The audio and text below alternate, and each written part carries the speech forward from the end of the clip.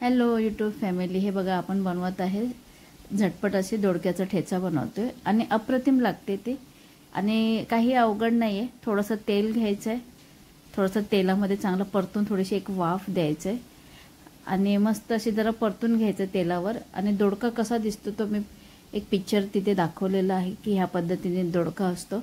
तर दोडक्याला शिरा असतात. तर अगदी कोणाला नवीन मुलगी असेल किंवा मुलगा असेल त्यांना दोडका हा प्रकार कळला नसेल तर तिथे मी पिक्चर एक दिलेला आहे, ते दोडका कसा दिसतो. आणि त्याचप्रमाणे दुसरं दिसतं म्हणजे ते आहे घोसाळी बोलतो आपण त्याला. तर अजून कोणी काय बोलत असेल तर ते माहिती नाही मला.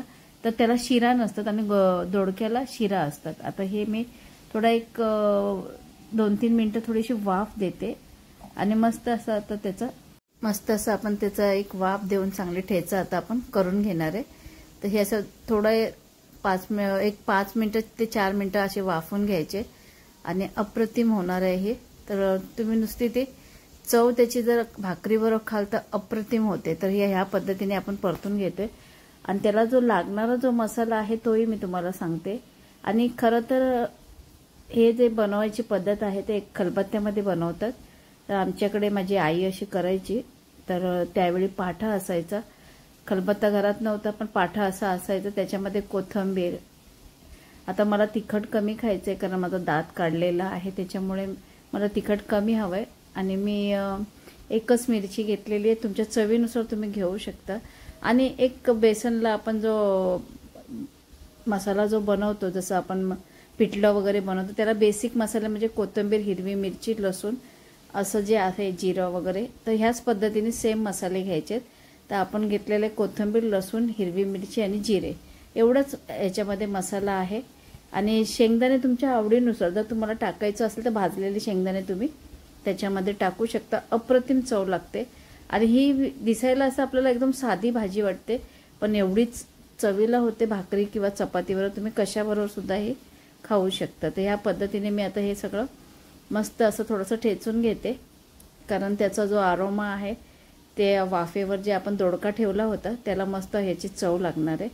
तर आपण कशा पद्धतीने केलेलं आहे. जर तुमच्याकडे खलबत्ता नसेल तर तुम्ही काय कराल तर एखादं भांडं असं खोलगट भांडं घ्याल आणि एक वरवंटा असेलच घरामध्ये. प्रत्येकाच्या घरात काही ना काहीतरी असतं, काही नसलं तरी लाटणं असतं ह्या पद्धतीने. किंवा दुसरा खलबत्त्याचे स्टीलचे खलबत्ते असतात त्याचं तुम्ही लाटण्यासारखं असतं ते सुद्धा तुम्ही घेऊ शकता. तर ह्या पद्धतीने बघा आता आपण हे घेतलेलं आहे मी लसूण, जिरं आणि कोथिंबीरचं. आणि त्याच्यामध्ये आता हे वाफवलेले जे दोडका आहे ते आता आपण ह्याच्यामध्ये टाकणार आहे. तर आता ते गरम गरम बघा तुम्ही बघू शकता मस्त असे वाफा. आणि चांगलं भाजल्यामुळे काय होतं एक वेगळा अरोमा येतो. कोणी कोणी डायरेक्ट असं टाकतं पण तसं न करता असं केल्यामुळे अप्रतिम चव होती.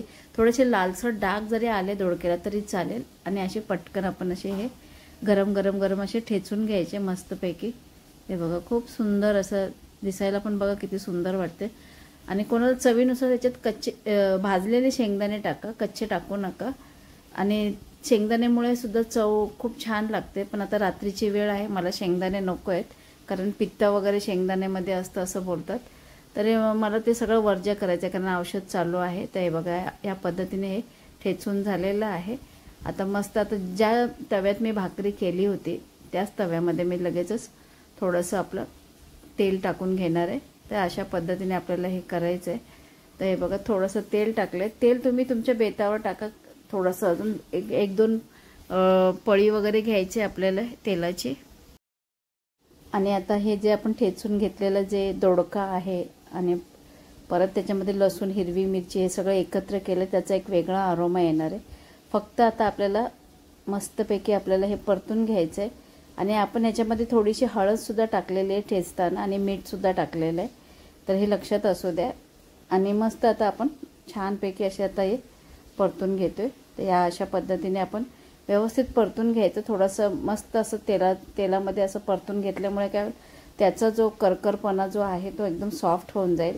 आणि खाताना एकदम आपण जसं हिरवी मिरचीचा ठेचा करतो त्याचप्रमाणे थोडंसं हे वेगळी चव लागेल. आणि मी कांदा मुद्दाम नाही टाकला कारण कांद्यामुळे गोडवा होतो. तर आपल्याला चरचरीत हवे, भाकरीबरोबर खाताना खूप छान असं हे लागतं. तर अशा पद्धतीने आपण सगळं मस्त आता चारी बाजूने परतून घेतोय.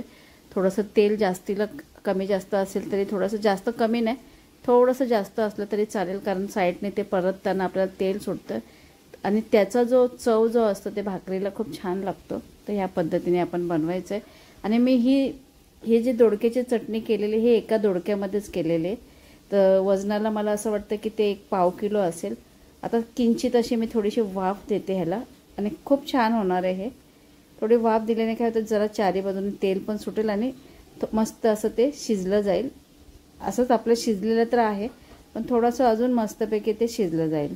आणि आता तुम्ही बघू शकता हे तेल बघा बाजूने मस्तपैकी असं सुटलेलं आहे.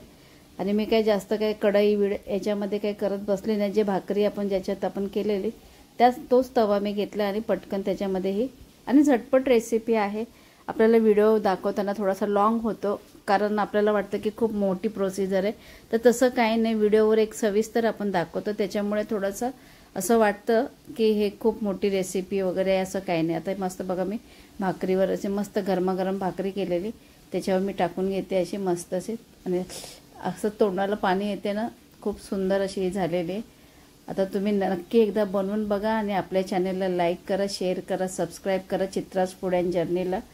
आणि हे बघा किती अप्रतिम झालेली ही भाकरी आणि हे ठेचा, दोडक्याचा ठेचा अप्रतिम झालेले. ही सातारी पद्धतीमध्ये पण बनवतात, म्हणजे आपल्या ह्या महाराष्ट्रामध्ये हे सगळं बनवलं जातं. एवढंच नाही तर त्याच्या शिरासुद्धा ज्या निघतात त्याचीसुद्धा चटणी बनवतात. तर मी हलकेसे शिरा काढले, जास्त काही काढले नव्हते. आणि मस्तपैकी ही चटणी, ही ठेचा हा आपला चटणीच येते तोंडामध्ये.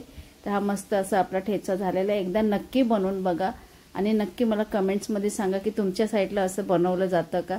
कमेंट्समध्ये नक्की सांगा, कारण ही एक वेगळी पद्धत असते आणि प्रत्येकाची बनवण्याची पद्धत वेगळी असते. तर कोणी कोणी डायरेक्ट बनवतं, मी तर वाफेवर बनवलेलं आहे. तर नक्की एकदा बनवून बघा. धन्यवाद.